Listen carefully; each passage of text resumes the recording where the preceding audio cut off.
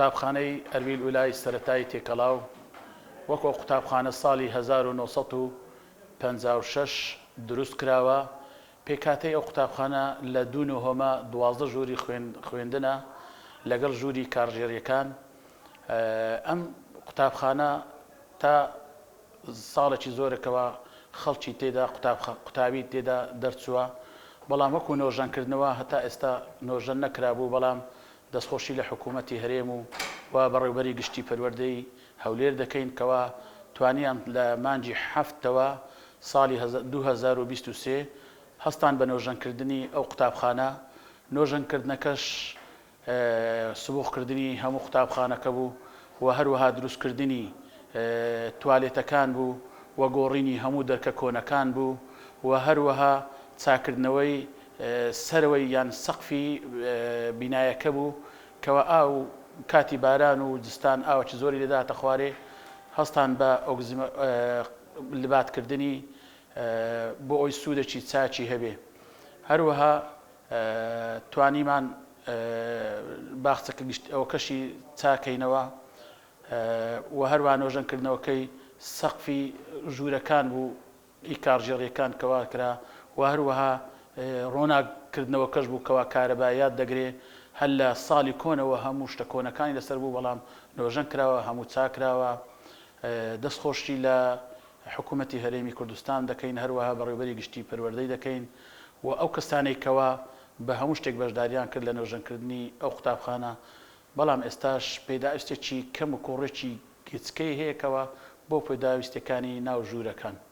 دەستخۆشی لە هەموو لایەکی دەکەین. بەناوی خوای گەورە میهرەبان، دەستخۆشێک زۆرمان لە بۆ حکوومەتی هەرێمی کوردستان هەروەها وەزارەت پەروەردە کە بۆ ساڵی خوێنی 2022-2023 هەڵسان بە نۆژەنکردنەوەی قوتابخانەکەمان. لە ڕاستیدا ئێمە لە ئەحساسی ئێمە جیاواز لەگەڵ مامۆستاکانی دیکرد ئەوانە لەبەرەوەی بۆ خۆمان لە پۆل یەک سەرەتایی لە 89 لێرە قوتابی بووین. پاشان کە ساڵی 2020 ئەوانە هاتنەوە هەمان قوتابخانە هەمان شێوەی جاران، ینی هەمان ڕووکار هەمان شت بوو، نۆژەنکردنەوەیکی ئەوتوی پێوە دیار نەبوو. بەڵام ئێستا نەفسێتێکی زۆر خۆشتر لە بۆ هەم لە بۆ مامۆستاکان لە بۆ کارگێڕی هەم لە بۆ قوتابیان دروست بووە کە بینایەکەمان پاک و خاوێن و ڕێک بۆتەوە. چەند گۆڕانکاریەکیش کراوە بۆ نمونە توالێتی قوتابیان کە لە هەموو شتەکان گرنگتر بوو، سەر لە نوێ تێک درا و نوێ کرایەوە. هەروەها ئەو تەڕەشوع و شتانی کە هەبوو لە پۆلەکانمان ئەوانش کە سەرەوەی جێگامیان لێدا و قیر کرایەوە. ئەوە لە گۆڕانکاریە زۆر میهمەکانیمان بوو کە ئەم ساڵ ئەنجام درراوە. دووبارە دەستخۆشیمان و هیوادارین ئەو قوتابخانانێک کە لە گەڕەکە شعبیەکانن کە لە گەڕەکە هەژار نشینەکانن زوو ئاوڕان لێ بدرێتەوە و نۆژەن بکرێنەوە. دووبارە دەستان خۆش و هەر لەش ساغ بن. سپاس.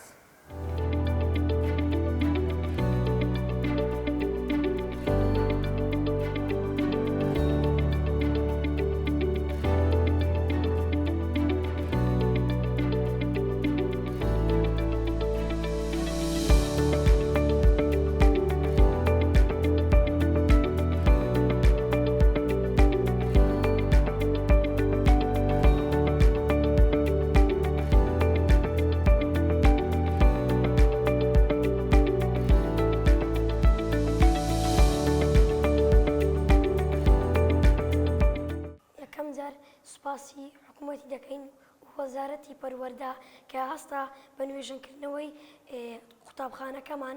ئێستش ئێمەش لی دەوام دەکەین و دڵخۆشین بەم جۆرە نوێژنکردنەوەی قوتابخانەکەمان کە تێیدا ئاودەستەکان بوو، ڕەحلەکان بوو کە ڕەحلەی نوێ و تازە بۆ سەعاتەکان و دەرگاکان و پەنجەرەکان.